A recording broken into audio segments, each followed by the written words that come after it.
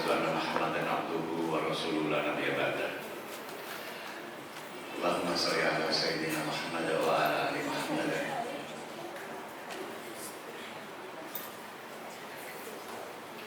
Para bunda yang dirahmati Allah, saya orang Sidoarjo ya. Ini datang ke Surabaya yang muncul sini karena sudah luar kota, mudah-mudahan dicatat sebagai musafir ya. Dan salah satu kelebihan musafir adalah doanya mustajab ya. Saya doakan yang rawuh di sini, yang hadir di sini, mudah-mudahan keluarganya menjadi keluarga yang sakinah, anak-anaknya dijadikan sebagai anak-anak yang soleh.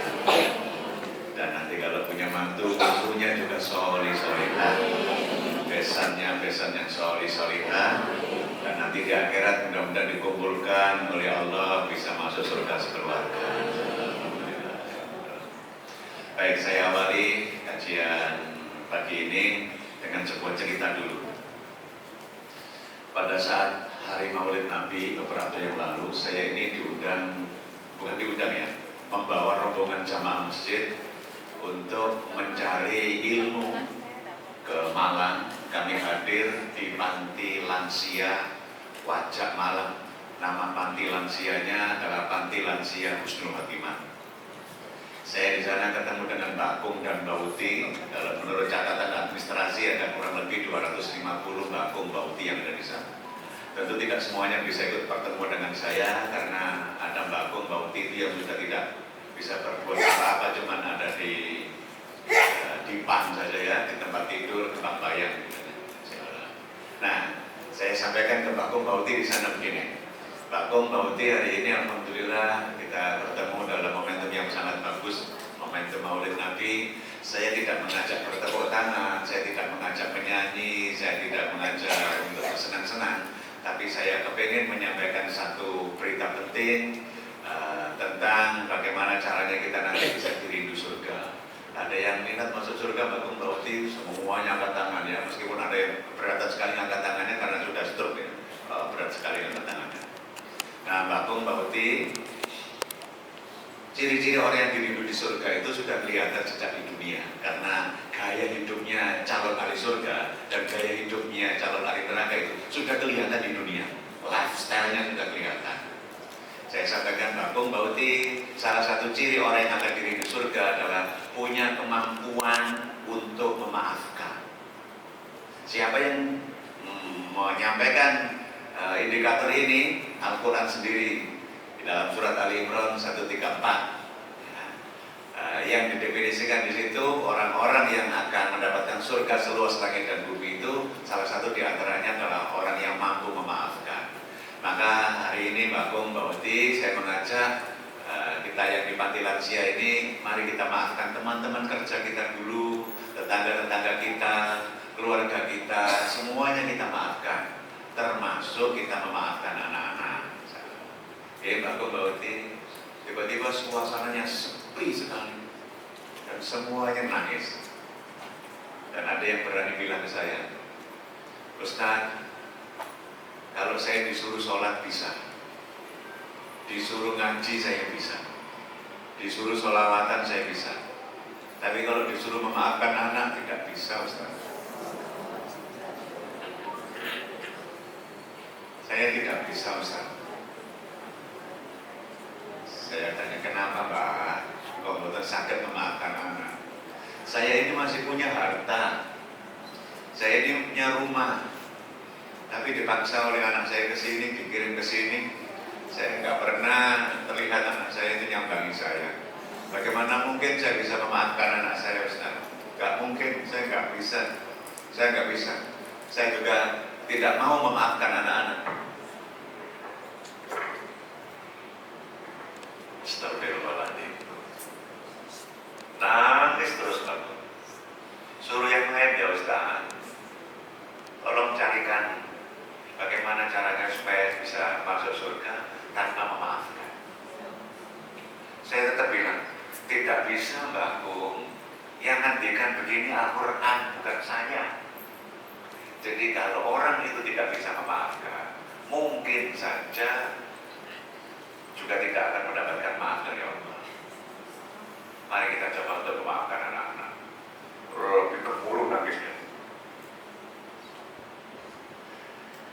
Dan ada salah satu ibu konon ceritanya nulis surat kepada anaknya. Jadi nulis surat kepada anaknya dengan secari kertas itu dititipkan pengasuh. Bunyinya begini. Duk, kamar nang kene nek awan panas sumu. Tolong nek wong duwe rezeki ya tukono AC. Sapa ngerti ben awakmu ya dikirim anakmu ini.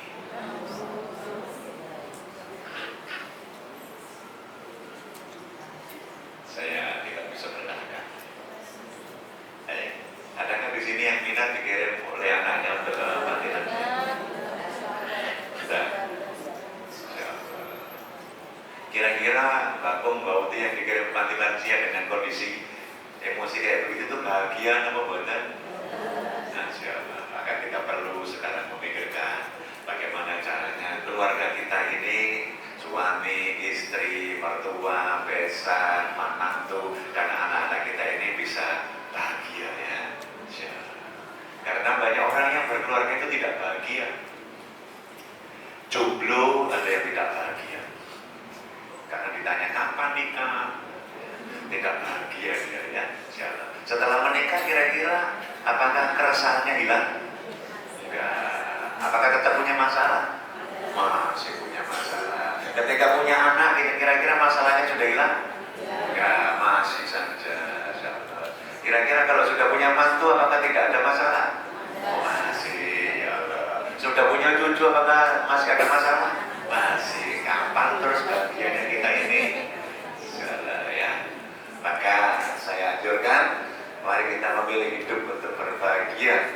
Bahan baku bahagia itu namanya bersyukur. Siapa yang tidak bisa bersyukur, wallahi tidak akan mungkin bisa berbahagia dalam hidupnya. Tidak akan mungkin bisa berbahagia dalam hidupnya. Banyak orang yang mengakhiri hidup dengan bunuh diri bukan karena kekurangan uang. Ya. Ada orang kaya bunuh diri, overdosis dengan narkoba. Ada anak mahasiswa yang sudah diterima di perguruan tinggi mentereng, dia juga bunuh diri. Insyaallah. Banyak orang yang kayak begitu sekarang kasusnya. Ya, maka satu, bersyukur. Tidak setiap remaja putri diberi kesempatan oleh Allah untuk menjadi istri. Tidak setiap remaja putri diberi kesempatan oleh Allah untuk jadi istri. Ada mahasiswi saya yang belum nikah ya, keluar dari kampusnya ketahuan dia meninggal dunia, belum sempat jadi istri. Yang hadir di sini sudah sempat jadi istri nih. Harus bersyukur. Alhamdulillah. Tidak setiap wanita diberi kesempatan oleh Allah untuk menjadi budak. Tidak semuanya. Ada teman saya sampai habis 600 juta untuk pasang bayi tabung ya, insyaallah dipasang bayi kembar. Ya 2 minggu gugur. Yang hadir di sini sudah diberi kesempatan Allah untuk jadi budak. Insyaallah harus bersyukur, pangkat 2 sudah ya, sudah pangkat 2, sudah jadi istri, sudah jadi ibu lagi, masya Allah. Tidak setiap bunda diberi kesempatan oleh Allah untuk menjadi embah. Ada yang sudah jadi embah di sini? Pangkat 3 syukurnya ya. Harusnya yang sudah jadi embah adalah yang paling bahagia ya, karena diberikan nikmatan oleh Allah sudah 3 level ini ya. Maka bersyukurlah.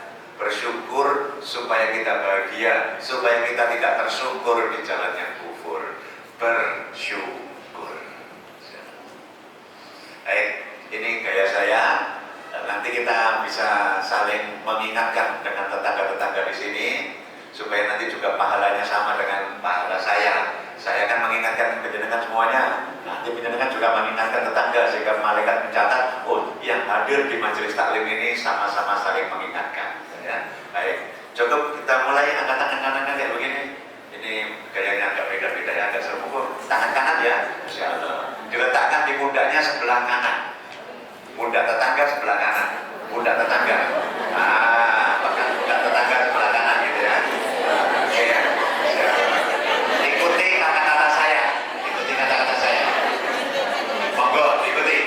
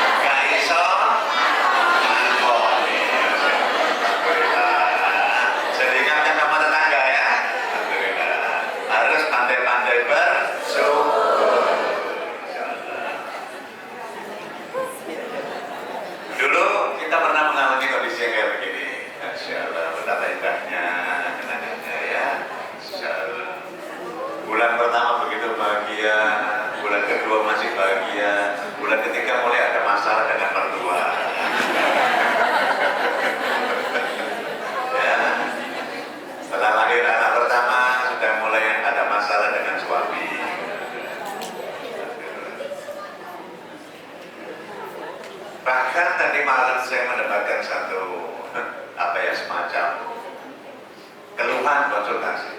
Ada seorang istri yang marah betul sama suaminya, marah betul. Ini masih suami istri yang muda ya, marah, kecewa sama suaminya. Gara-garanya apa? Gara-garanya suaminya itu kalau mobil nih, ditempelkan di tembok. Istri marah-marah, konsultasi lah, konsultasi. Saya terpikir-pikir, ya Allah, koro mobil sekarang, ya Allah, tidak terlalu substansial. Tapi ya karena namanya curhat ya tetap saya layan. Ya, baik. Kalau pernah berdekatan sama suami, dengarkan cerita saya. Suatu ketika ada seorang klien bilang kepada sang konsultan itu, Pak, saya ini benci sama suami saya. Loh, kenapa benci? Suami saya itu orangnya luar biasa. Saya juga capek-capek kerja bersihkan rumah, dia masuk sandalnya dipakai, masih keringetan duduk di sofa. Ini kan gak merasa menghargai istri. Saya kecewa, saya marah, jengkel. Saya sudah tidak kuat, Pak. Saya tidak kuat. Ya singkat cerita pengen minta cerai gitu ya. Karena merasa tidak dihargai. Handuk itu sudah saya suruh letakkan ada tempat handuk, tapi mesti habis mandi dipeluk gitu aja. Saya nggak kuat, Pak. Baik. Cerita panjang lebar, saya singkat kayak begitu ya. Baik, saya bantu supaya menyenangkan bahagia ya. Saya duduk di sana, yang bantu duduk di sini. Coba silakan tutup mata dulu ya Bun ya, duduk di sana aman insyaallah ya. Ikuti penjelasan saya. Benar beliau tutup mata, diberi penjelasan. Bayangkan sekarang rumahmu sedang bersih. Wajahnya saya suka. Sambil tutup mata, saya suka yang seperti ini. Baunya bau segar wangi. Karpet rumahmu tampak bersih, sumringah. Bayangkan sekarang suamimu datang, mulai cemberut. Sepatunya dipakai masuk, mulai cemberut lagi. Duduk di sofa, cemberut lagi. Anak pertamamu yang laki-laki itu juga datang. Habis futsal, juga langsung ngobrol sama ayahnya di sofa itu. Makin marah. Baik, bayangkan lagi rumahmu dalam kondisi yang bersih, rapi, wangi, tertata, ada bunga-bunganya yang harum di situ. Senang lagi. Bayangkan lagi ya ada anak laki-laki mau datang yang corongnya sama dengan bapaknya itu. Ya, marah kecewa lagi. Anak kedua mau datang, ya rumah jadi berantakan, suami datang lebih berantakan lagi. Dia kecewa betul. Dan kemudian saya minta bayangkan lagi rumahmu bersih, segar, harum, bau ratus, seger, senang. Tapi ingat ya, rumahmu yang bersih, rapi, wangi itu tanda orang-orang yang kamu cintai sudah tidak ada. Mungkin suamimu sudah meninggal, anak-anakmu sudah pergi jauh, dan kamu tinggal sendirian di rumah. Tiba-tiba berubah wajahnya, nangis, kenceng nangisnya. Dan dalam kondisi nangis pegang tisu itu beliau pamitan, Ustaz sekarang saya mengerti. Ternyata rumah saya yang agak jorok itu tandanya adalah saya punya keluarga. Saya sekarang sudah menerima Ustaz. Makasih. Assalamualaikum. Amin. Pertanyaan saya, apakah saya mengubah suaminya? Ya. Saya mengubah anak-anaknya? Ya. Apa yang berubah dari ibu itu? Cara berpikirnya. Beliau sudah mulai bisa mensyukuri keberadaan suaminya, menerima suaminya, menerima anak-anaknya. Paham? Oke, angkat tangan kanan lagi. Letakkan di pundak sebelah. Ikuti kata-kata saya ya. Sing sabar.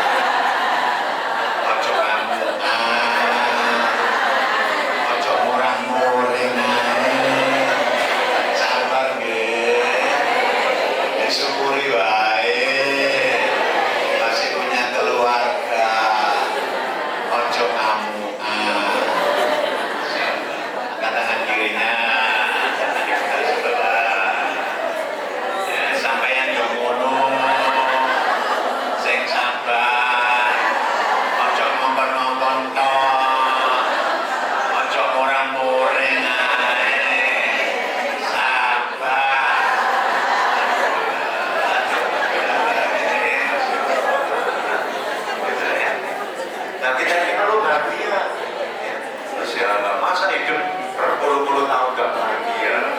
Masya Allah. Ya, baik. Ingat juga, pada saat kita ijab kabul gitu, suami dan ijab kabul ya, Masya Allah, saya terima nikah dan kawinnya, ya, dan seterusnya itu, akad pernikahan itu merupakan perjanjian kuat, nisatan golida. Itu Al-Quran menyebut istilahnya nisatan golida, perjanjian kuat. Tidak hanya antara laki-laki dan perempuan termasuk keluarganya, tapi juga dengan Allah. Ya, tapi juga dengan Allah. Ini yang sering terlupa. Laki-laki, perempuan dan keluarganya, tapi juga dengan Allah. Ini penting. Makin dekat laki-laki ini dengan Allah, makin dekat perempuan dengan Allah, maka segitiganya makin pendek. Makin jauh dengan Allah, segitiganya makin jauh. Makanya rumus berkeluarga itu, kalau hati kita sedang marah sama pasangan, biasanya ngomong kita keras, walaupun secara fisik berdekatan. Kak, lebih aku, padahal jaraknya cuma 1 meter. Kenapa bisa sekeras itu ngomongnya? Karena hatinya sedang jauh. Fisiknya dekat, hatinya jauh. Makanya perlu kita bikin hati dulu ini ya, supaya saling berdekatan juga nanti dekat dengan Allah ya. Maka untuk mengatasi masalah, alhamdulillah saya ini kebetulan ditakdirkan oleh Allah sudah mengalami masa-masa pernikahan ini sudah 30 tahun ya. November kemarin 30 tahun. Barangkali ini ada yang pernikahannya di bawah saya izin memberi nasihat ya, bahwa jika menikah atas dasar agama, maka selesaikan segala persoalan itu dengan aturan agama. Sebab yang membuat kokoh sebuah pernikahan, walaupun LDM, yang satu di Surabaya, yang satu di Kalimantan, bukan cinta. Cinta itu kondisinya naik turun gini, ya kan? Masya Allah, cinta itu kondisinya naik turun. Tetapi yang bisa membuat kokoh sebuah pernikahan itu adalah agama. Suami paham agama, istri paham agama. Begitu bertengkar, rujukannya kitab yang sama, namanya Al-Quran dan Al-Hadis. Saya tanya, pernah nggak bertengkar sama pasangan?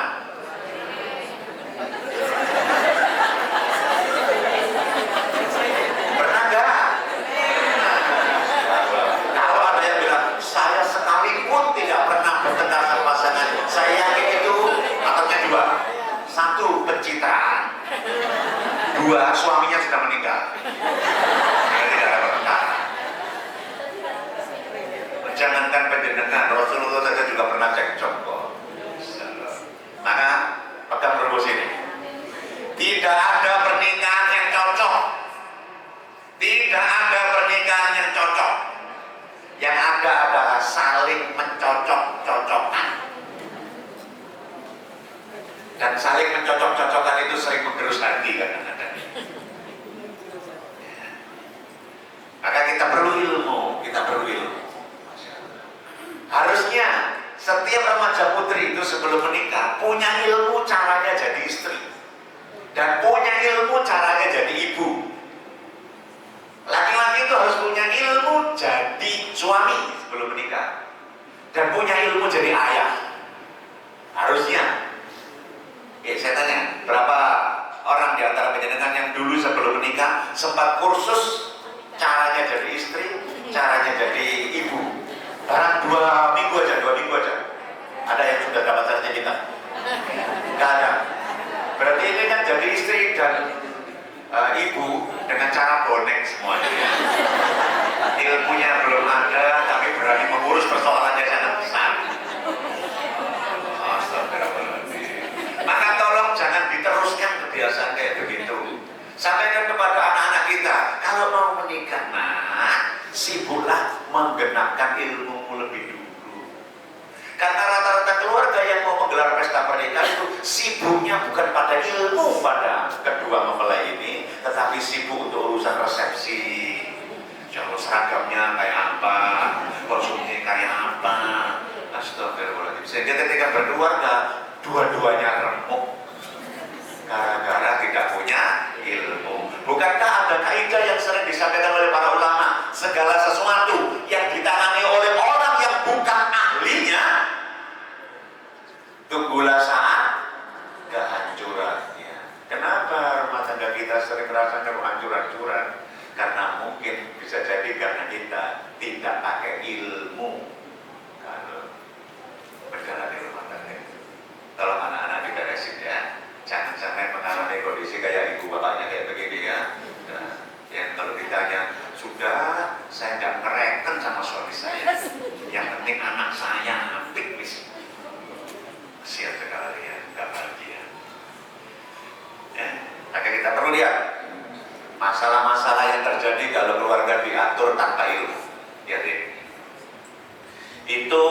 ada bapak yang diusir sebelah situ ya. Bapak diusir oleh anaknya karena ikut wisuda anaknya. Anaknya malu karena bapaknya pakaiannya batik elek.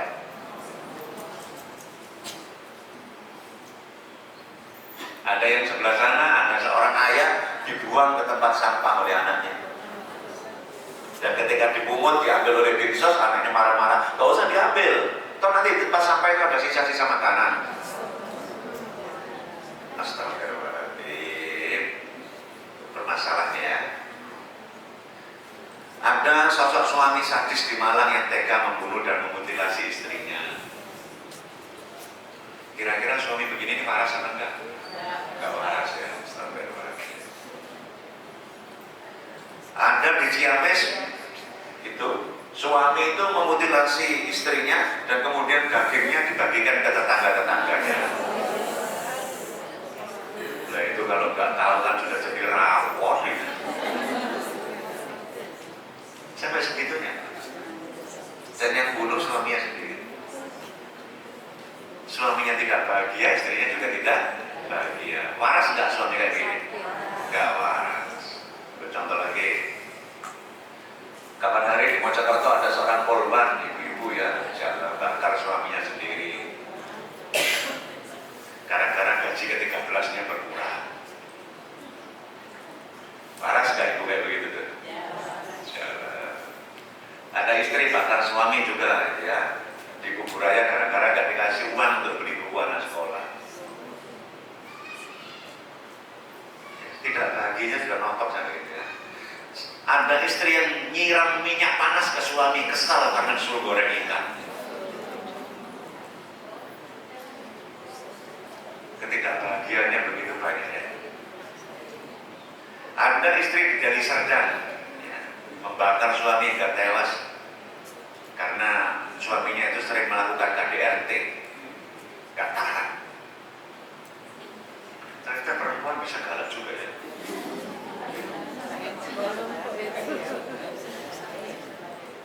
Ada ibu yang menggorok anaknya sendiri ya di Brebes ketika anaknya dibunuh oleh ibu itu.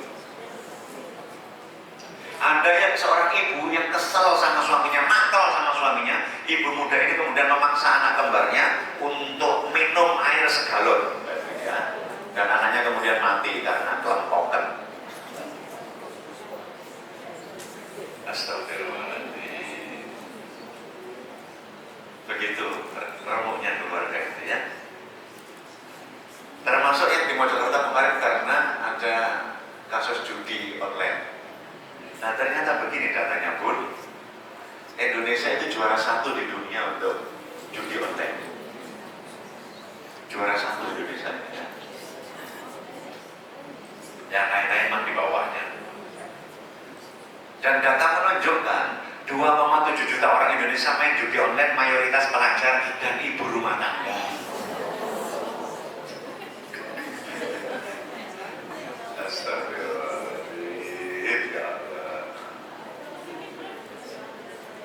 Ada yang sebelah sana itu karena kecanduan judi online, ayah di Tangerang menjual bayinya 15 juta ya untuk judi online.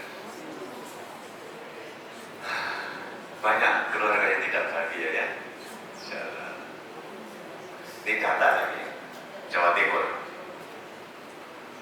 Dalam kasus perceraian di Jawa Timur itu istri menggugat cerai, istri gugat cerai itu 78%. Suami mentalak itu 22%. Kira-kira dari data ini yang sering gregetan itu suami apa istri? Alhamdulillah. Makanya saya membawa tema-tema seperti ini majelis-majelis taklim begitu. Supaya ibu nanti lebih sabar ya. Tidak dikit bertengkar sama suami langsung beli pertalite. Saya ada beli pertalite. Astagfirullahaladzim. 78% itu tidak bahagia. Ibu. Kira-kira kalau digambarkan itu begini. Ibarat cangkir itu seremuk kabeh misalnya ya. Mau pergi sulit bertahan ya sakit ya. Aduh. tidak bahagia. Nah, kita nanti cari metodologi bahagia itu kayak apa. Saya mau survei tadi ya. Survei saya di berbagai kota itu ternyata 100% benar. Sekarang mau saya survei di Surabaya dan sebelah utara ini ya. Surveinya begini. Wanita itu senang dengan suami yang penuh. Satu, penuh ketaatan kepada Allah dan Rasulnya. Senang apa enggak? Alhamdulillah, cocok ya. Penuh ketaatan kepada Allah dan Rasulnya. Dua, penuh kasih, gak KDRT. Senang apa enggak? Alhamdulillah. Dan yang ketiga, penuh uang. Senang juga? Alhamdulillah. Ya, berarti tiga ini cocok ya, indikator suami zaman ini ya. Penuh taat kepada Allah, penuh kasih dan penuh uang. Kita doakan suami kita mudah-mudahan rezekinya dilipat ruakan oleh Allah ya. Maka kalau kita ingin bahagia, jangan lupa doanya. Doanya kita langitkan, lisan kita berdoa, hati kita juga mengerti apa yang kita baca, dan tangan kita mengupayakan yang kita baca itu terjadi. Di antara doanya itu bunyinya adalah, hafal saya yakin menyenangkannya, Al-Furqan 74. Hafal saya kita berusaha hafal, cuman mungkin artinya saja yang belum paham. Rabbana hablana min azwajina wa dzurriyyatina qurrata a'yun waj'alna lil muttaqina imama. Ya Rabb, mintanya langsung kepada Allah. Yang mama bolak-balik nanti. Ya Rabb, jadikanlah pasangan hidupku. Berarti nomor satu yang didoakan pasangan hidup. Anak mertua didoakan dulu. Baru yang kedua anak kandung dan keturunanku. Dua-duanya ini penyejuk hatiku. Satu doakan siapa? Anak mertua. Dua doakan anak kandung. Jadi jangan sampai meninggalkan mendoakan anak mertua. Karena anak mertua juga bagian dari sumber kebahagiaan. Oke, paham? Insyaallah. Kenapa? Karena tanda cinta itu doa. Tanda cinta itu doa. Tidak ada doa, tidak ada cinta. Bukan bunga pun tanda cinta itu ya. Doa. Maka lisan kita kalau tidak mendoakan suami, sesungguhnya kita sedang tidak mencintai suami. Kalau lisan kita tidak mendoakan anak-anak, sesungguhnya kita sedang tidak mencintai anak-anak. Kalau kita tidak mendoakan Indonesia Raya ini, kita juga sedang tidak mencintai Indonesia. Maka sungguh doa itu bukti nyata cinta. Satu, doakan siapa? Pasangan. Dua, keturunan. Kenapa kok pasangan dulu? Karena kalau penjenengan tidak bahagia sama pasangan, kisruh dengan pasangan, menghadapi anak itu lebih rumit. Mesti anak bolo-boloan. Aku bolo mamanya, oh ya itu sudah. Oh warung kopi nggak pulang-pulang ya. Insyaallah. Aku bolo ayah. Insyaallah. Nggak bisa bahagia kita ini. Ya, kalau anak kita masalah dan kita nggak kompak sama suami, maka kompaklah lebih dulu dengan suami, dengan pasangan. Terima pasanganmu, cintai suamimu sepenuh hati, sepenuh jiwa, tak peduli tanggal berapapun juga. Tanggal muda abang disayang, ya. Tanggal tua juga tetap disayang. Gak pakai syarat-syaratan. Kalau ada suami, saya bilang begini, cintai istrimu sepenuh hati, sepenuh jiwa, tak peduli berat badannya berapapun juga. Langsung dicintai, langsung yo dicintai. Nggak ada persyaratan yang aneh-aneh. Ya. Maka satu, beresin dengan pasangan. Ya. Dua, baru anak. Nanti kalau dua ini sudah beres, naik level. Level yang ketiga, jadikanlah kami pemimpin bagi orang-orang yang bertakwa. Maka kalau mau membenahi Indonesia Raya ini harusnya dibenahi dari keluarga. Karena kalau keluarga Indonesia sudah koronayun kayak begini, Allah sudah janji itu akan hadirkan level berikutnya Dhani hadir pemimpin bagi orang-orang yang bertakwa. Masya Allah. Siap ya memperbaiki keluarga kembali ya. Gak usah banding-bandingkan suami dengan artis Korea. Gak usah banding-bandingkan anak dengan anak tetangga. Karena dibandingkan itu sakit. Ya Allah, kamu tuh kok gak pintar sih?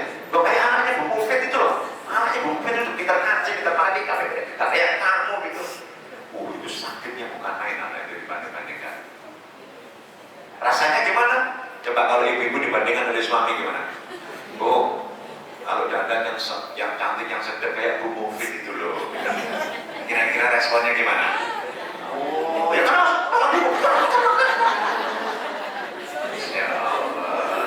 sakit ya, maka terima dulu anak-anak kita. Ingat ya, anak-anak lahir ke dunia gak bisa milih. Anak-anak lahir ke dunia gak bisa milih ibunya seperti apa. Anda diberi pilihan oleh Allah. Kamu mau dilahirkan ke dunia, mau ibu kayak apa? Ya Allah, kalau saya mau dilahirkan ke dunia, tolong ya Allah, lahirkan saya dari lahirnya seorang ibu yang hafal Quran ya Allah, supaya nanti saya belajar Al-Quran langsung kepada ibu saya dan saya kembali ke akhirat itu bergandengan tangan dengan ibu saya karena Al-Quran itu.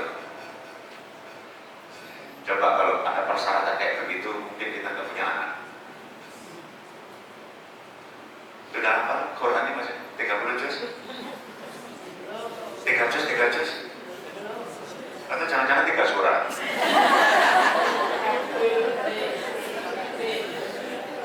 Bun, 3 surat jangan tertawakan ya. Hebat ya. Kalau suratnya Al-Baqarah, ya, Al-Imran, Al-Nisa itu berat ya. Kalau guyonan terikul udah lama tuh ya. Maka terimalah anak-anak kita. Lahirkan ya Allah saya dari spermanya seorang laki-laki yang kaki-kakinya itu 5 waktu ke masjid ya Allah. Dan nanti saya bisa bunuh nih kaki ayah saya 5 waktu ke masjid dan berakhir kakinya ayah dan kaki saya di surga-Mu ya Allah. Jika anak-anak minta kayak begitu, dan ternyata anak-anak gak minta kan, gak bisa minta, punya ibu yang kayak begini nih, maka terima anak-anak sebagai sebuah takdir.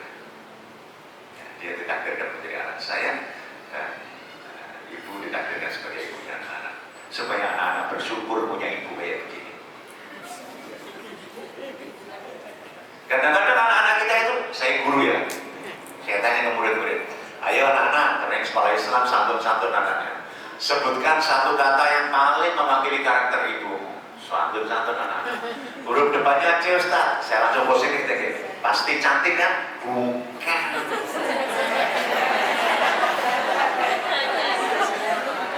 Sudah ditebak ya? Satu kata yang paling mewakili karakter ayah, huruf depannya G Ustaz. Ganteng. Bukan. Gagah. Apa? Anak-anak merasa hidup dengan 2 raksasa wujud di rumah. Jadi galak, jadi cermeh. Kasihan anak-anak. Ya. Ingat ya, anak-anak lahir ke dunia gak bisa milih. Astagfirullahaladzim. Maka beresilah keluarga itu menjadi keluarga yang saling mensyukuri. Ibu mensyukuri punya anak, anak mensyukuri punya ibu. Masya Allah. Istri bersyukur punya suami, suami bersyukur punya istri. Masya Allah, nikmatnya, nikmat sekali. Maka pun siapa yang kepingin anaknya jadi pemimpin? Anak-anak.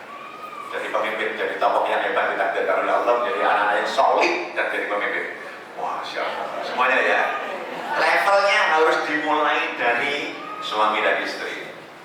Maka level untuk menghasilkan kepemimpinan di rumah tangga itu level pertama adalah level menjadi pasangan yang menyejukkan hati. Istri harus bisa jadi pasangan yang menyejukkan hati, suami harus jadi suami yang menyejukkan hati. Itu harus dilalui dulu.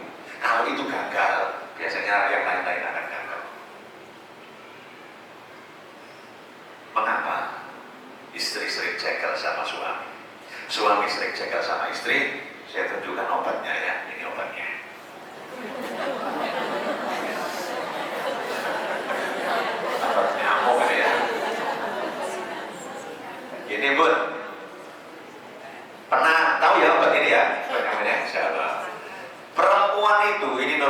psikologi. Perempuan itu kalau mikir itu dari titik tengah terus keluar.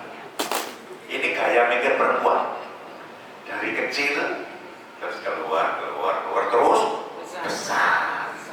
Kalau laki-laki dari titik luar terus mengecil fokus.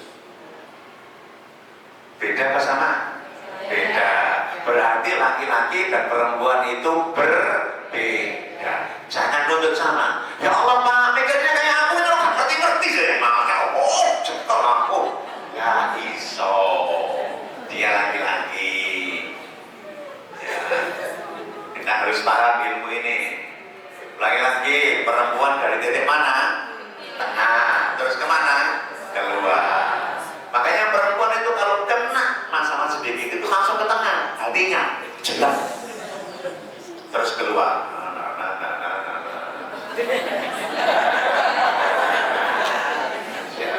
Karena perempuan itu kalau punya masalah cenderung bercerita. Coba ngomong juga ya. Coba ngomong. Ya diem sak kampung sama cerita lain tahu semuanya. Kenapa? Itu gayanya perempuan. Kayak gaya laki-laki begitu kena masalah langsung diem laki-laki itu. Gak bisa ngomong. Bisa ngomong. Gak bisa. Masuk ke dirinya fokus betul cari solusi. Gak bisa ngomong laki-laki kalau bahasa. Jadi laki-laki itu fokus, perempuan menyebar. Dan harus paham. Ada contoh langsung sederhana. Karena perempuan itu keterampilannya menyebar begini, maka tangannya juga multitasking. Sambil marah-marah tuh bisa bersihkan ini. Ini bisa beres. Benar apa betul? Ya. Perempuan itu multitasking, menyebar. Pagi-pagi goreng tahu, cekrik. Kompor satu pekerjaan, tahu masuk ke cek dua pekerjaan. Karena tahunya agak lama, gitu kan ya. Tangannya pegang satu, tiga pekerjaan. Balik lagi tahunya dibalik sereng, ya. Pegang ya, 4 pekerjaan. Anaknya nangisnya, yang pegang suami atau ibu pegang digendong, 5 pekerjaan. Masih nangis disusui 6 pekerjaan. Suami ngapain minggu-minggu itu? Tidur, itu pekerjaan tidur. Tiba-tiba ada telepon rumah berdering, kring. Istri karena udah 6 pekerjaan, suami cuma 1 pekerjaan, marah saya. Ya Allah Pak, teleponnya langkatan, turu lah. Ya Allah, gak ngerti apa ya, terus rokannya itu. Suami langsung melek. Sama saya isu-isu teleponan. Angkatan dewe. Kenapa laki-laki walaupun ngantuk tetap fokus? Karena dia memang otaknya diciptakan untuk fokus ya. Sama saya isu-isu angkatan. Gak mungkin koncomu itu. Ya Allah, pasti koncomu. Kenapa? Karena otaknya laki-laki mikir, itu gak mungkin koncomu. Nek koncomu mesti kode turui.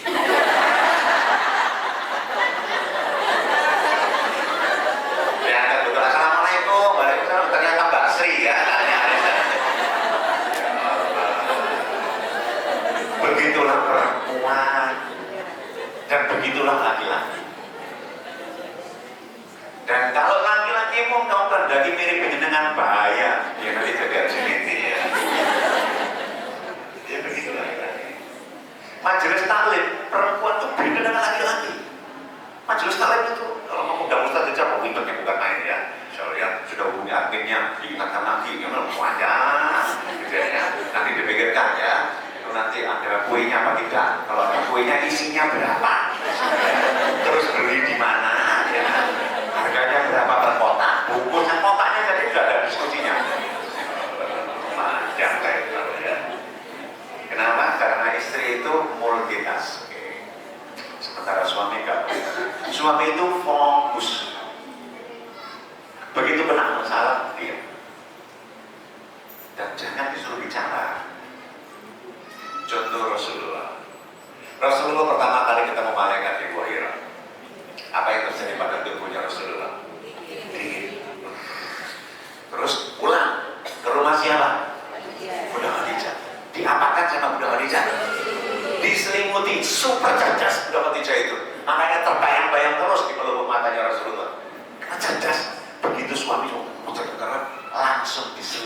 selesai, gak dijak ngomong. Coba udah kondisi itu levelnya kayak begini ya. Ngomong gak karu-karuan, suaminya kayak gini, nama ditanya, Pak kenapa Pak? Kenapa? Ya apa cerita? Aku ini bojomu ya apa?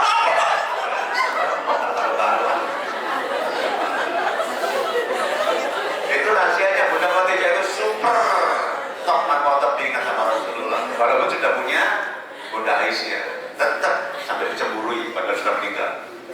Kenapa? Saking cerdas. Ya. Jadi suami kalau punya masalah itu dia masuk ke dalam dirinya sampai mencari solusi ketemu. Perempuan begitu punya masalah nggak mikir solusi, cerita aja. Sedang kalau sudah cerita antine itu kan ya. Cerita ke suami keburu mutus. Loh, ini loh solusinya. Kecewa pasti, mau cerita buru rambut ya. Semua kontak aja. Aku nggak perlu solusi yang besok mikir nanti tahun kuliah. Maka perempuan itu butuh telinga. Suami yang hebat adalah suami yang bisa menyediakan telinga dan pundaknya untuk perempuan curhat. Jangan curhat kemana-mana, saya dengarkan. Sebagaimana Rasulullah mendengar curhatannya Bunda Aisyah, dicurhati panjang lebar sampai Rasulullah hafal. Ya. Saya tahu bagaimana melihat para istri itu yang suaminya bermasalah. Dan bisa curhat kepada suami. Lihat saja kalau belanja di pinggir, di bapak lijo-lijo itu ya. Siapa? Belanja Islamnya ngomongin rong jam. Masalah yang bisa, yang laki-laki yang masalah ini nggak pintar mendengarkan masalah. Makanya keterampilan laki-laki itu adalah keterampilan mendengarkan. Makanya perselingkuhan sering terjadi. Ibu-ibu yang sudah level menengah, umurnya sudah di atas 40 tahun, itu kalau tertarik pada laki-laki sudah tidak tertarik pada laki-laki enggak. Tertarik pada laki-laki yang perhatian, pandai mendengarkan. Saya sempat heran menangani perselingkuhan. Ya Allah, si anak ganteng, selingkuhan yang pengen itu ya. Karena yang jelek ini pandai mendengarkan. Menurut riset, silakan googling kalau nggak percaya. Perempuan itu per hari punya kemampuan produksi kata-kata 21 ribuan. Dengan ngomong itu gak iso turu. Maka ceritakan pada orang yang tepat ya. Jangan cerita sembarangan supaya aib penjenengan tidak diketahui oleh banyak orang. Kemudian syarat perempuan itu banyak ngomongnya tapi tidak fokus. Laki-laki ngomong sedikit tapi pers. Contoh, pagi-pagi kayak begini komentar itu si ibu istrinya. Loh ya, jam 10, setengah 11 loh ya bisa. Coba, ya jam setengah 11. Laki-laki langsung fokus. Iya, setengah 11. Ya Allah ya, maksudnya anakmu kayak kalau jemputan. Ya Allah, kok gak ngerti-ngerti sih. Kok gak ngomong. Ngerti dewe kok anak biasanya mulai jam 10 pun menengahin. Padahal perkara ngono lho ya. Ya Allah, kok ngomong to the point ya. Setengah 11 anakmu jemputan. Selesai tuh. Ingat ya, kalau ngomong sama laki-laki harus to the point. Ojo nyindir. Karena laki-laki gak kena disindir. Tiwas loro hati dewi. Paham? Termasuk si ngomong laki-laki ya. Cerita nih, nyetir. Nah, pas nyetir gini, bidadari sebelah ini komentar dulu ya. Jemputnya Pak Soleh sekarang lebih bagus ya udah saya. Iya, bagus. Manajemennya apik berarti.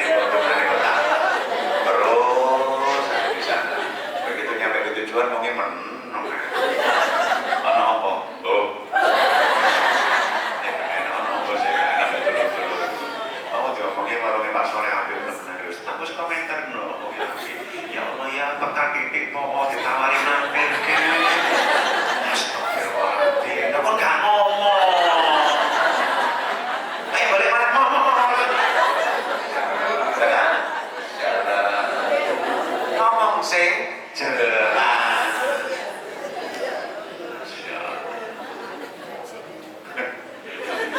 Pertengkarannya loh, perkara sepele-sepele kan. Orang mutu gitu ya. Maksud perkara openg lah bertengkar. Orang mutu banget ya. Ya, Masya Allah. Begitu caranya memahami laki-laki, begitu caranya memahami perempuan. Makanya laki-laki kalau punya masalah pun kadang-kadang pengen menjauh dari keramaian. Menang minggu-minggu dengan mancing. Ini aslinya dia lagi resah. Ya, pengen keluar dari keresahan itu menang. Ingin masuk ke fokus ke guanya sendiri menang. Ternyata isu-isu pamitan. Siapa mah aku tak mancing ya. Ya aku melo, waduh yang penyebab terus melo. Maunya mau healing ternyata yang menyebabkan stres melo.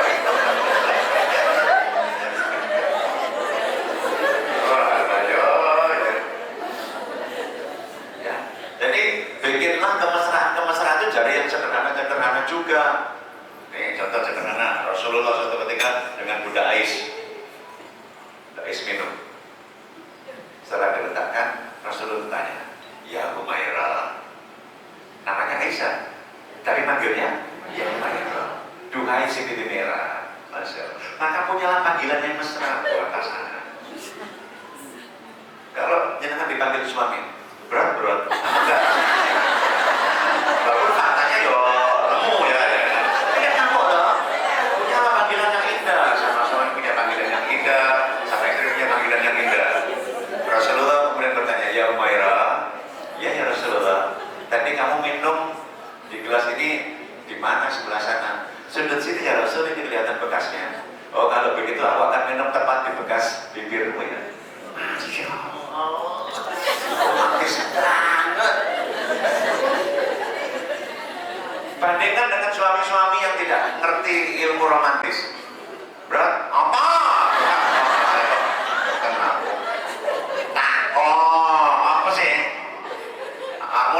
Berarti mikir bekas listrik yang ngetok pojokan ngono kok. Ya wis nek kono wis sebelah kene tak wis sebelah kono.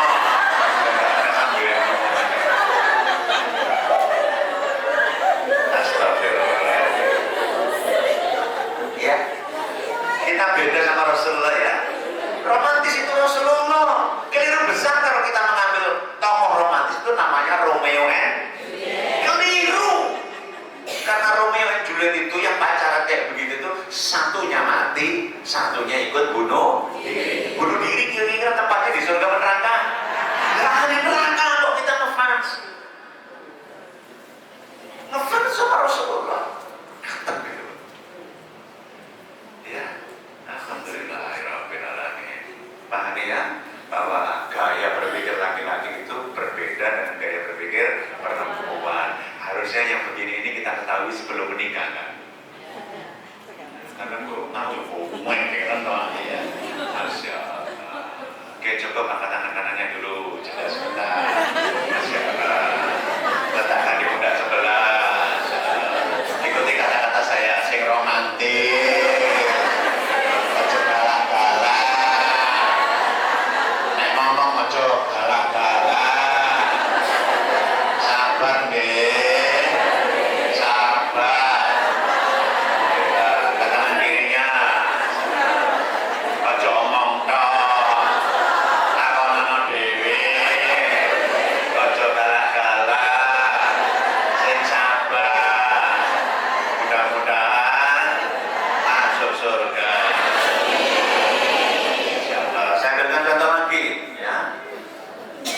Kisah salah satu istri Rasulullah, Ummu Salamah.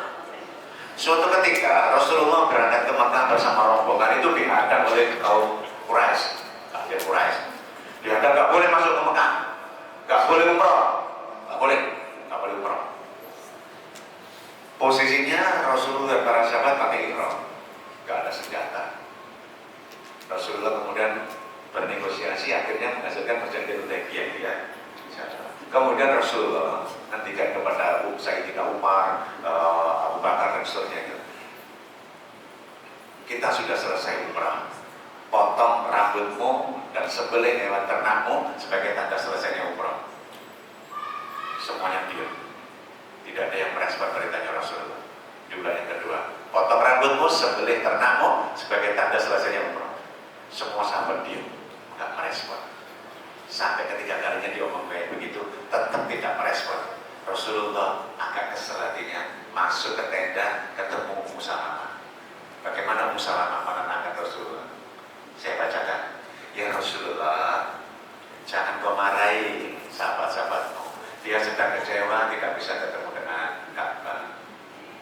Cukup penjenengan keluar dari tenda ini, kemudian panggil tukang cukur penjenengan, sembelih hewan ternak, dan tidak perlu berkata-kata. Maka Rasulullah kemudian keluar, potong rambut, sembelih ternak, dilihat oleh banyak sahabatnya, langsung diikuti berbondong-bondong, dan semuanya selesai. Lihat, Ummu Salamah super cerdas. Ketika ada laki-laki yang muda gulana, tidak justru dipanas-panas. Coba kalau istrinya Rasulullah kayak begini ya, suami curhat, ya itu sahabat-sahabatku, kocok-kocokku dulu, tak kompor kental dulu, gak keren. Dia komentari kalau dia tahu, anjirnya kocok gak kena hati. Tambah wong-wong. Masya Allah, ya. Jadi kita lanjutkan. Baik, ini minat masuk surga apa enggak? Siapa yang minat masuk surga? Tidak apa-apa, katakan saja yang minat ya. Di sini banyak malaikat, ya. Biar dipotret sama malaikat. Ya, oke, malaikat potret, saya juga potret ya. Coba yang minat masuk surga saya. Minat masuk surga saya. Oke, pertanyaan saya, mau jalur cepat apa jalur rumah? Cepat. Berarti tak pakai hisap-hisap gitu ya.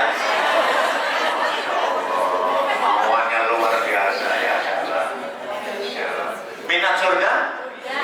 Minat biasa atau minat pol? Pol biasa atau pol-polan?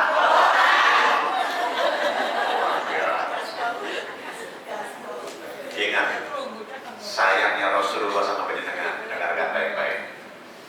Perempuan-perempuan ini bisa masuk surga dari pintu mana saja yang engkau suka. Saya cemburu sekali sama hadis ini, karena saya cari-cari hadis untuk laki-laki begitu gak ketemu. Terbatasnya pengetahuan saya.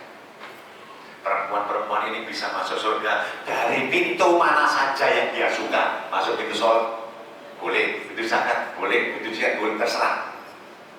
Gak pakai ruwet. Masya Allah. Dan syaratnya ya Allah cuma 4. 1, sholat 5 waktu. Bisakah yang hadir di sini sholat 5 waktu? Sudah seperempat dirimu di rindu surga. Seperempat. Sholat 5 waktu itu wajib apa sunnah? Yang disebut Rasulullah yang bikin saya cemburu juga. Yang disebut untuk penyenangan yang wajib-wajib. Coba disebut hajutnya, coba disebut duhanya, belum tentu istiqomah penyenangan. Sholat 5 waktu, 2 puasa Ramadan. Bisa puasa Ramadan? Puasa Ramadan itu wajib apa sunnah?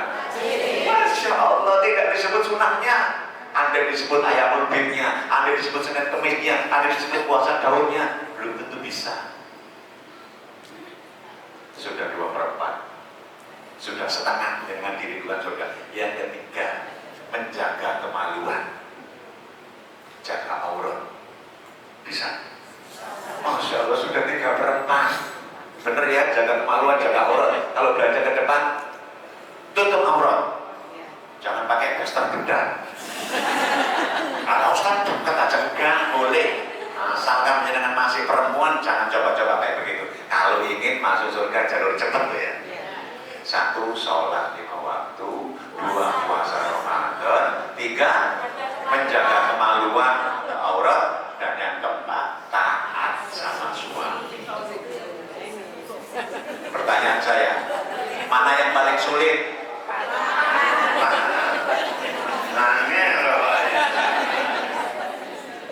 Sulit.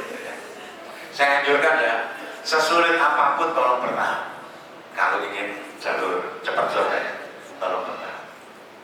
Toh itu gak lama pun. Kalau lihat wajah-wajah begini, ya, gak lama suami kita ini. Ya, belum tentu 30 tahun lagi suami kita bertahan di dunia. Belum tentu 40 tahun, ya, juga belum tentu 50 tahun. Dan pahalanya abadi. Sing sabar. Ya. Ada yang protes. Ya lihat dulu tak gratisnya kayak apa. Harus taat sama suami. Ya dulu jadi suami ini kayak opo lah. Protes kadang-kadang ya. Terus yang milih suami lah dirimu. Nah, aku sih salah ini. Ya sana aku dewi lo milih jenis kayak ngono kuwi. Taat ya, ya pun ya, Masya Allah. Andai ada laki-laki saya nasihati begini. Taatlah kepada Allah, wahai laki-laki, taatlah kepada Allah agar istrimu dan anak-anakmu mudah taat kepadamu. Taat kepada Allah ya. Insya Allah. Kalau suami sudah taat kepada Allah pun jangan macam-macam. Ya, jangan cari-cari kesalahan. Macam upil lagi masalah ya. Insya Allah ya. Masuk suami wis ganteng, ya Allah, duit-duit, sholat 5 waktu di masjid, Masya Allah ya. Ini kan langka laki-laki begitu. Laki-laki yang sholat 5 waktu itu langka loh sekarang. Insya Allah. Saya survei di mana-mana mulai dari Sumatera sampai Riau Jaya, saya keliling-keliling Indonesia ini. Ya Allah. Rata-rata untuk anak laki-laki kita, sholat yang paling sulit sholat apa? Insya Allah. Yang punya anak perempuan angkat tangan. Nah, dengarkan baik-baik ya. Nanti kalau cari jodoh buat anak-anak ya, cari mantu. Ini kriterianya. Laki-laki yang tangguh adalah laki-laki yang sanggup memenuhi seruan adzan subuh. Laki-laki yang rapuh adalah laki-laki yang tak mampu membuka mata ketika adzan subuh berkumandang. Melek kalau tak kuat. Makanya kalau mau mencarikan jodoh buat anak perempuanmu, carinya ke masjid subuh-subuh dengan syarat semua anak laki-laki kita ini sudah gerakan subuh ke masjid. Kalau sekarang cari jodoh subuh-subuh ke masjid, biar malah yang tuwek-tuwek loh. Rambutnya putih untuk dibuka. Yang punya anak laki-laki seru ke masjid ya. Alhamdulillah ya. Jadi nomor 1 ada 4 syarat tadi. Nomor 1 sholat, 2 puasa, 3 jaga kemaluan, jaga aurat. Nomor 4 taat sama suami. Angkat tangan kanan. Letakkan di pundak sebelah. Ikuti kata-kata saya. Yang taat ya. Ojo ngeyelan, ojo nyelatuan, ojo ngamuan. Taat. Mudah-mudahan masuk surga. Jalur cepat. Angkat tangan kirinya. Ojo omong tok. Buktikan taat suami ya. Ojo ngeyelan ae. Ojo nyelatuan. Sabar. Mudah-mudahan masuk surga. Masya Allah. Alhamdulillah. Sakit ya? Baik.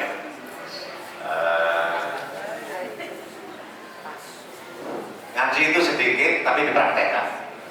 Jangan banyak pengetahuan tapi nggak dipraktekkan ya. Insya Allah. Semuanya punya HP? Punya. Coba keluarkan HP-nya sekarang. Saya ajari untuk mulai memperbaiki keluarga.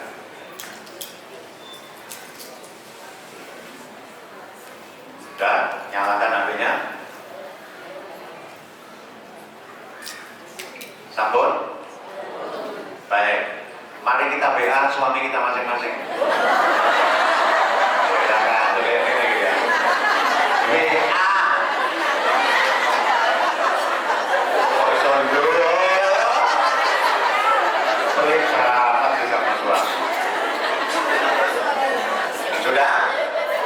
Buka WA-nya. Pastikan nomornya benar. Kalau salah kirim saya nggak nanggung akibatnya.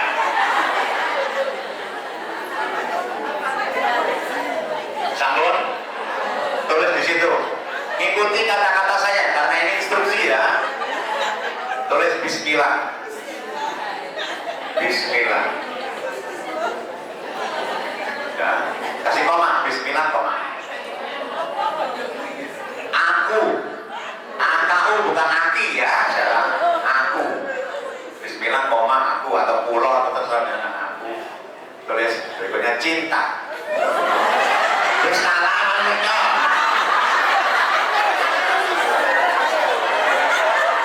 Bismillah koma aku cinta padamu.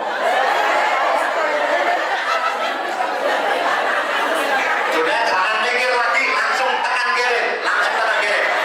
Gak usah mikir, langsung tekan kirim. Kiriman.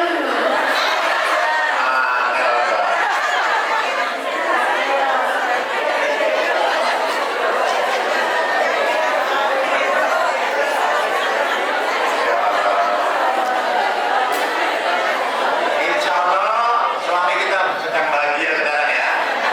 Baca ya. Mungkin suami kita komentarnya, alhamdulillah akhirnya sadar bojoku ya.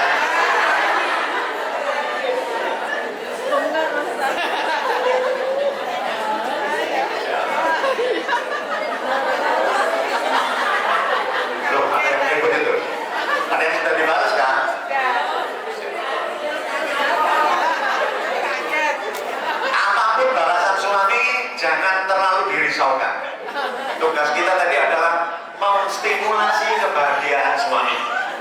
Misalnya kalau suami jawabnya begini, bismillah koma, aku cinta padamu. Suami jawab, tenang saja, dia lagi bahagia. Gitu ya, dia lagi bahagia. Kenapa kita kehilangan kebahagiaan?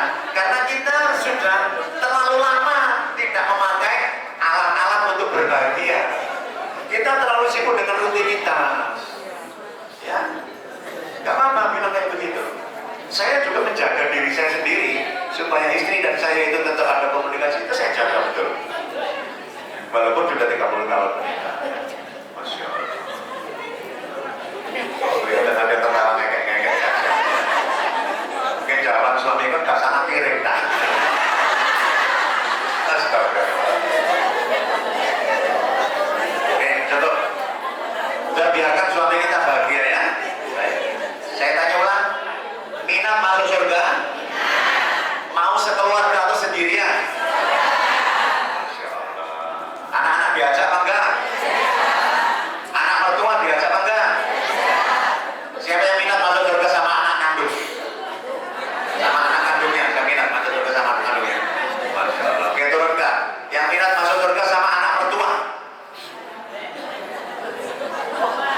Baik, saya laporkan ke panitia. Saya tanya tadi, ini survei loh tadi ya. Yang minat masuk surga sama anak kandung, ternyata angkatannya rata-rata begini. Ya, angkat tangan tadi ya. Yang minat masuk surga sama anak mertua, tangannya begitu.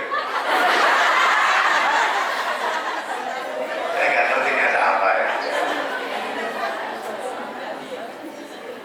Baik, langsung saya tunjukkan ilmunya masuk surga sekeluarga ya. Suratnya surat At-Tur ayat-ayat 21. Surat At-Tur ayat-ayat 21. A'udzubillahi minasyaitonir rajim. Bismillahirrahmanirrahim. Walladzina amanu, dan orang-orang yang beriman. Ini dengan beriman apa enggak? Nah, ingat ya, lagi dipanggil oleh Allah.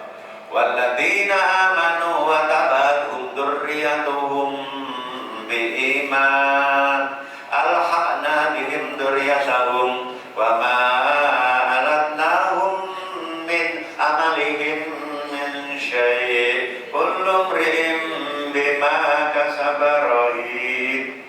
Dan orang-orang yang beriman, ini beriman ya, ini orang beriman yang diikuti anaknya, cucunya, berarti kita bisa masuk surga sampai cucu-cucu kita. Ada orang beriman, anaknya juga beriman, cucunya yo beriman. Jadinya Allah al-haqna, kami pertemukan, kami hubungkan kalian semuanya nanti di surga.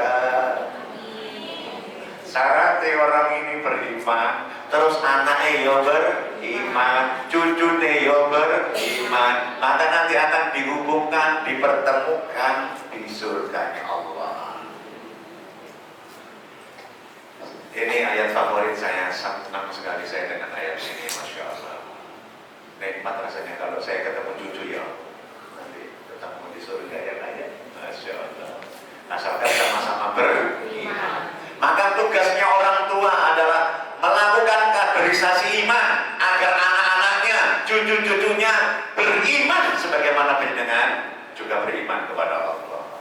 Tugas panjenengan melakukan kaderisasi iman. Gimana Ustaz kalau beda iman? Tidak bisa. Tidak bisa. Kalau beda iman berarti sudah berpisah selama-lamanya. Penjelasannya ulama kita gimana?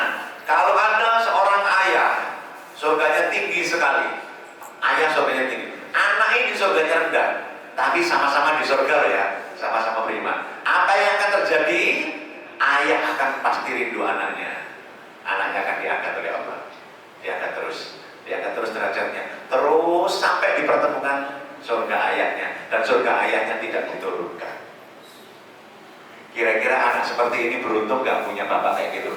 Beruntung. Anak seperti inilah yang mungkin akan berteriak-teriak di akhirat nanti. My mother is my hero. Orang tuaku pahlawanku ya Allah, matur nuwun ya Allah. Sebagai PR-nya nanti di rumah tolong lihat anak-anak, wajahnya anak-anak pada saat tidur. Kira-kira anak ini beruntung gak ya punya ibu kayak aku? Beruntung gak ya punya bapak kayak gitu? Supaya jadi bertemu. Bagaimana kalau kebalikannya?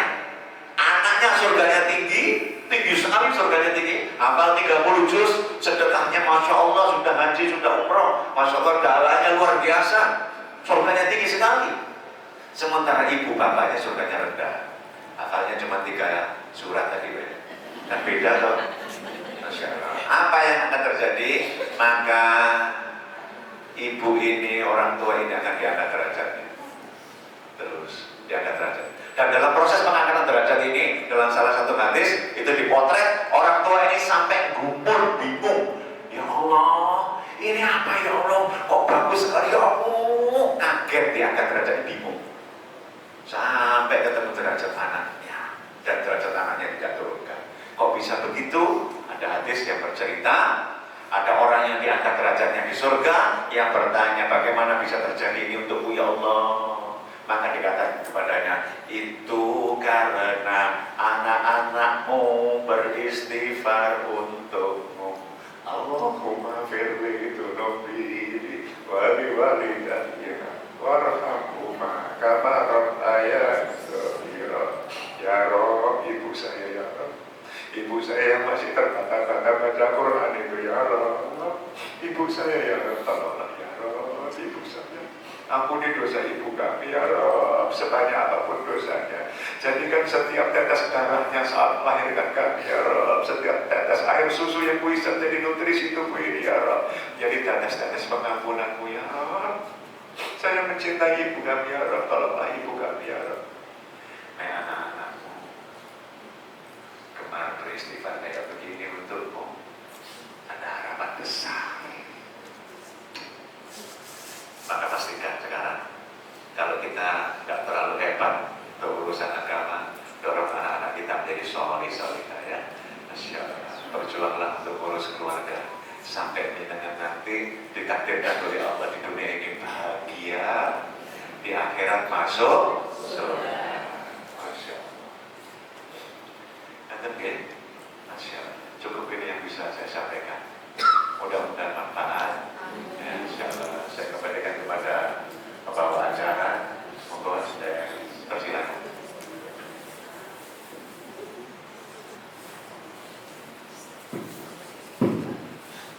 Saya tawarkan kepada Ustaz Budi, silakan mohon waktu untuk tanya jawab Ustaz.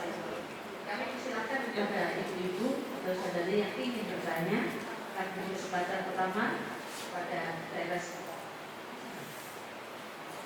Mungkin ada yang mau bertanya langsung, silakan.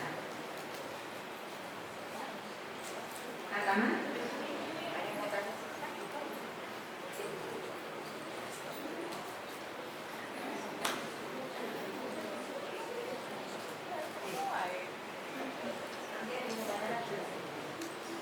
Assalamualaikum warahmatullahi wabarakatuh. Speechless ya, sudah nggak ada pertanyaannya, Masya Allah. Yang penting sanggup untuk menerapkan. Ada. Ada? Oke, silakan. Menantu kan bukan anak kita ya. Menantu kan bukan anak kita, Oh, iya. kandung. Ya. Yang mendidik kan orang tuanya. Iya. Jadi ketika anak mantu itu kesannya itu berani sama mertua, terus seperti mertua ini kan untuk mengubah dia kan sulit. Ya. Karena gimana orang tuanya dulu cara mendidik sehingga dia menjadi anak seperti itu. Nah kita sebagai mertua kalau menasihati kadang itu dikontak ya, kita kan sakit hati ya. Jadi gimana caranya gitu Ustaz? Assalamualaikum warahmatullahi wabarakatuh. Anak mantu ya. Ya, silakan. Cukup, ada lagi?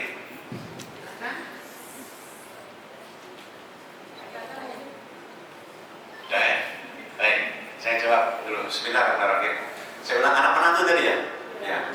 Bun, begini Bun. Anak kita itu kalau sudah ijab qabul, maka anak kita itu sudah menerima beban syariat yang berbeda. Yang semula anak perempuan itu ditanggung oleh bapaknya, sekarang berpindah kepada suaminya. Suaminya. Perempuan ini kalau sudah menikah, maka kewajiban taatnya kepada suami nomor satu. Tetapi ingat, laki-laki yang menjadi suamimu itu tetap milik ibunya. Tetap milik ibunya. Jadi urutannya, istri milik suami, suami milik ibunya. Istri suruh taat sama suami, suami suruh mengabdi kepada ibunya. Maka bantulah suamimu untuk mengabdi juga, berbakti juga kepada ibunya. Sebab kalau ibunya ridho, keluargamu juga akan bahagia. Jangan bertengkar dengan mertua ya. Lalu bagaimana kalau kita sebagai mertua ingatkan anak mantu itu? Ingat baik-baik. Jika anakmu itu berurusan sampai ke neraka, meninggalkan sholat, itu bagian untuk mendakwai. Jika anakmu membuka auratnya, itu bagian untuk mendakwai. Tapi jika tidak berkaitan, tidak terlalu bahaya, misalnya urusan cucian yang lumbruk, piring kotor yang numpuk, ora usah komentar. Itu menjadi urusan keluarganya. Tetapi kalau sudah urusan ibadah, urusan syirik dan sebagainya, itu urusan kita untuk mendakwai. Ya pun ya, karena saya lihat kadang-kadang anak-anak mantu itu nggak betah sama mertuanya, karena mertuanya kakean komentar. Cucianmu ya Allah, ngelubur, ya Allah, dibiarno kemprong. Sudahlah, tutup mulut. Tapi kalau dia tidak sholat, langsung kita bereaksi. Kenapa? Karena ini nanti ada hubungannya dengan surga dan neraka. Insya Allah nggak ketemu aku nanti. Maka harus mendakwai, dan dakwailah dengan sebaik-baik kata-kata ya. Jangan galak-galak, karena dakwah itu kalau galak orang belum tentu bisa menerima, meskipun yang disampaikan baik. Itu tak bisa, fitnah. Meskipun itu benar, tetapi orang mempersepsinya salah. Dakwai dengan lemah lembut. Bahkan Fir'aun Fir'aun itu kan koceloknya bukan main, ya. Saya mengaku Tuhan ya. Tetapi Nabi Musa disuruh mendakwai Fir'aun bersama Harun itu dengan tutur kata yang baik. Karek dewi podo tonggoe podo Surabaya, ojo galak-galak, ya, Masya Allah. Termasuk termasuk kepada menantu, ojo galak. Ya, karena cucian lumbruk sama korak-korakan yang numpuk itu tidak terlalu berbahaya. Sing berbahaya nek gak gelem sholat, gak gelem ngaji dan seterusnya. Kata nggih ya, Masya Allah. Sabar nggih, pun galak-galak ya. Masya Allah. Loh, ibu biyen kamu mungkin ngene anak udah sekarang ibu lah biyen. Masya Allah. Itu ya maksudnya masih muda-muda itu begitu kan ya? Biyen. Astagfirullah. Nah, bagaimana caranya supaya hidupnya rukun ini? Penjenengan harus saling berlomba. Saya mengingatkan manten-manten agar itu. Kalau kamu beli kangkung belanja, itu sih rada akeh. Nanti suami biar protes. Gaya apa mah? Tuh kangkung sampai petang munting gaya apa? Sing loro gawe dhewe. Lah sing loro gawe ibu. Ibu sapa? Ibu sampean lho. Masya Allah, suami akan lopoh karena ibunya itu kayak kangkung.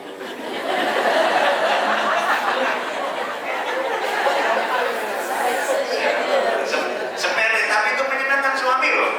Kenapa? Karena menunjukkan hormatnya menantu kepada mertua. Suami-suami harus begitu. Nek tuku jilbab rada akeh, tuku mangpa, nanti biar istri protes, setengah-setengah cemburu. Kayak sapa iku? Sing loro iku kayak sampean, sing gaul-gaul iku. Lah sing loro gawe ibu sapa? Ya ibu sampean lho. Ya Allah, suamiku.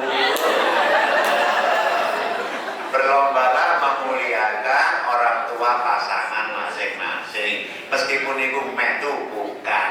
Oh. Pun paham? Harusnya yang begini itu didengarkan oleh yang belum menikah ya. Yang lagi mas ngandung orang tua.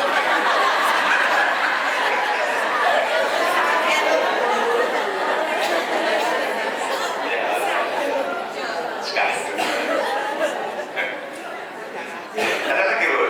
Oke, monggo silakan. Waalaikumsalam. Ini Ustazah, ada seorang istri yang suaminya sakit keras. Dia punya tanggung jawab anak dua. Tapi suaminya itu sekarang sudah alhamdulillah agak sehat. Cuman dia harus kerja keluar kota dan harus membantu suaminya dan meninggalkan anaknya yang dua di rumah. Dengan kondisi anaknya umur SMA kelas 1 sama kuliah. Iya. Itu gimana tanggung jawabnya? Yang keluar kota tadi siapa? Ya, suami dan istri, ibu dan bapak ini. Oh, ninggalin anaknya ya. Iya. Insyaallah. Baik. Baik, perhatikan baik-baik. Ini harusnya anak-anak yang mendengarkan ini. Dengarkan ya. Orang tua berkewajiban menafkahi anaknya. Orang tua berkewajiban menafkahi anaknya itu sampai anak ini balik. Kalau sudah balik, orang tuanya kok masih menafkahi, ini keluhuran budi, ini kehalusan budinya orang tua. Pahalanya bertambah-tambah. Wajibnya itu sampai balik, yang lain jadi sunat. Jadi kalau ada anak SMA, kira-kira sudah balik atau belum? Sudah. Berarti orang tuanya sudah tidak berdosa. Yang menjadi masalah adalah kadang-kadang anak-anak itu balik tapi belum akil, belum bisa bedakan baik dan buruk, dan belum bisa golek duit. Ini kita jadi masalah. Berarti masalahnya adalah pada pola pengasuhan orang tua. Bagaimana caranya mengasuh supaya balik itu anak sudah siap menjadi taklif, siap menerima beban syariat, sholat ya wis iso 5 waktu, nek sampai ono gak ono pangan do omah iso golek panganan dhewe.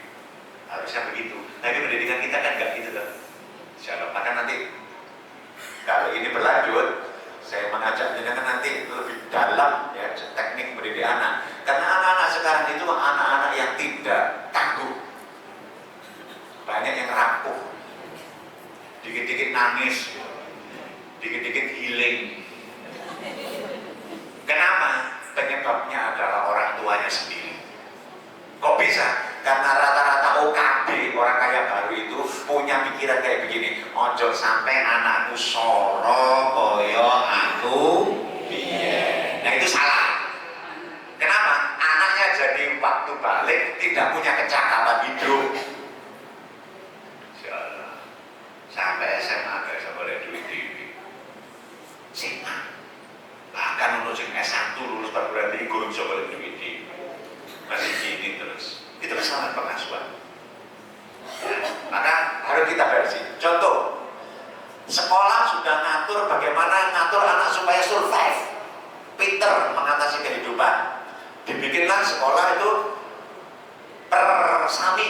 Bu, ini anak-anak persami Sabtu sampai Minggu aja, cuman semalam, nggak usah disambangi ya Bu ya. Biar anak-anak latihan tidur di tenda, anak-anak latihan masak sendiri, anak latihan kora-kora sendiri, biar mandiri ya Bu ya, nggak usah disambangi. Sampai terus kalau ini. Ternyata mamanya malam-malam moro nang sekolahan. Masya Allah, anak ini celuk ini kayak martabak. Gak sido masa. Siapa gurunya mencucu latihan sini pakai martabak barang. Karena gurunya mencucu, main pergi lagi beli martabak 2 dikasihkan ke gurunya. Selesai gak latihan anak-anak. Kenapa? Karena ibu Eka non saya kan pernah sengsara apa tak? Nah delok wajah aja. Pernah nggak sekolah itu jalan kaki sampai sekilo gitu, pernah nggak? Pernah nggak sepatunya jebol jadi gawe aja, pernah nggak? Ya Allah, pernah nggak kehabisan uang saku? Sampai kalau hidup, pernah nggak? Itu soalnya yang membuat kita survive sekarang. Anak-anak perlu juga ilmu survive. Jangan sampai ditinggal bapaknya SMA terus dia kelaparan meninggal dunia. Masalah itu pengasuhan. Nah, kita nanti suatu ketika bicara tentang pengasuhan juga ya.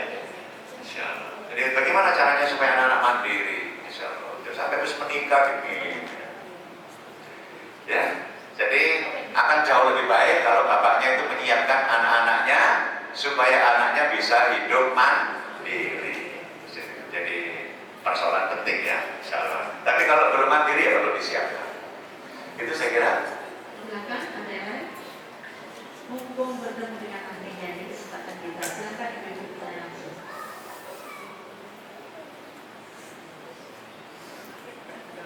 Cukup ya? Baik. Bisa saya tutup? Baik, alhamdulillah. Baik Bun. Saya tanya ulang. Kira-kira kajian kayak begini masih perlu dilanjutkan betul? Siapa yang merasa perlu berapa orang? Kalau angkat tangan sedikit saya nggak mau lagi datang ke sini. Oke ya, cukup ya, masya Allah. Tetap berupaya untuk bahagia ya, saling membahagiakan bersama. Insya Allah saya sendiri begini Bu, pulang subuhan. Ini pribadi ya, tolong nanti bisa diedit ya. Begitu pulang dari sholat subuh saya bilang, istri saya buka pintu cekret. Istri saya masih tilawah, saya berikan tilawahnya. Assalamualaikum. Waalaikumsalam. Saya bilang, suamimu barusan sholat jamaah subuh. Tubuhnya belum berkah. Kamu pengen golek berkah. Belum ini. Ya jadi rukun gitu loh ya. Masya Allah. Jangan dewi-dewi. Terus saya Arab turu, kira nyetel HP, kalau nyetel HP di kursi. Tetap banteng ya udah dia ya. Masya Allah. Coba diatur yang rukun ya. Nanti bagaimana kalau kita marah sama pasangan? Bagaimana tekniknya? Nanti kita bicarakan berikut-berikutnya ya. Masya Allah. Yang terpenting adalah dengan mau ngaji. Ya, Insya Allah. Oke, coba ada tangan kanannya. Insya Allah. Tangan di pundak sebelah. Ikuti kata-kata saya, sing rajin ngaji, waktu rasa-rasa, golek ilmu, rajin ngaji ya, tepat waktu, aja molor-molor. Dan baca pelayarnya takut sekali ya, Insya Allah. Jam 8.30 tepat waktu. Oh, dari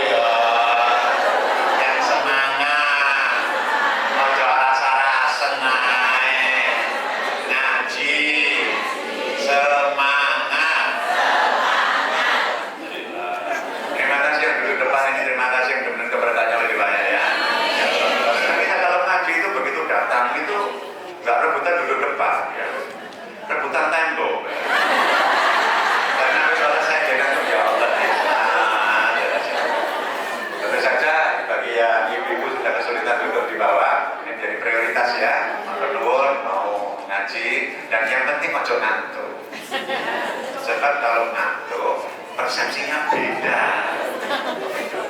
Saya pernah ngaji ya, Insya Allah. Karena di kalangan teman-teman ngaji itu, karena ngaji itu kan ustadznya galak, ya bawa sedikit nembaknya gitu ya. Tombo ati iku limo perkarane, kabeh pisan maca Quran sapanane, kabeh pindho salat wengi lakonono, kabeh telu wong kang saleh kumpulono. Karena biasa dari tembok ngantuk mas liur. Di rumah diprotes sama suaminya. Masya Allah, ngaji sauri ya Masya Allah. Apa ya? Aku mau ya lambat-lambat dong ngomong. Masuk baca 12. Ya pokoknya Mang Ustadz ngomong aku dikongkon kumpul karo Kang Soleh.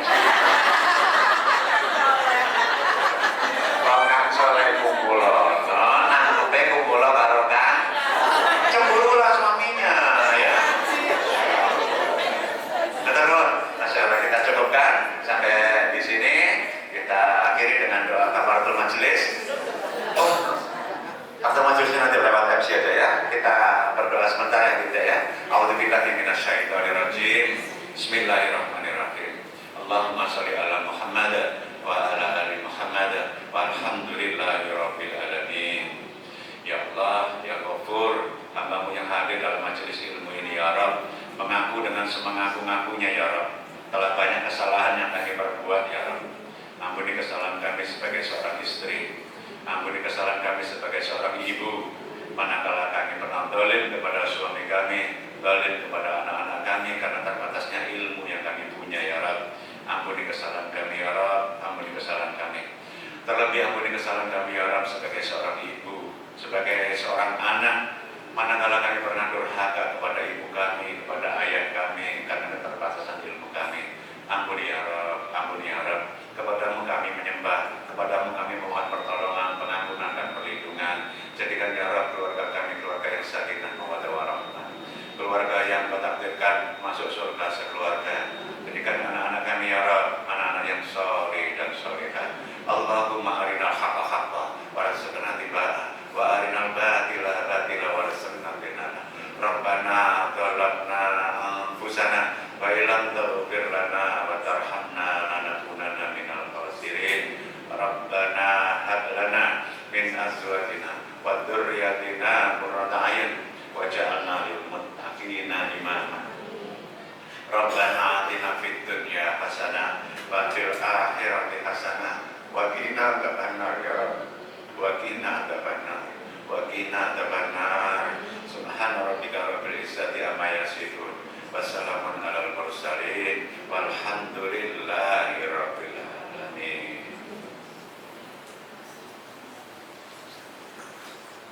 Yang bisa saya sampaikan, Ihdinas Shiratal Mustaqim. Assalamualaikum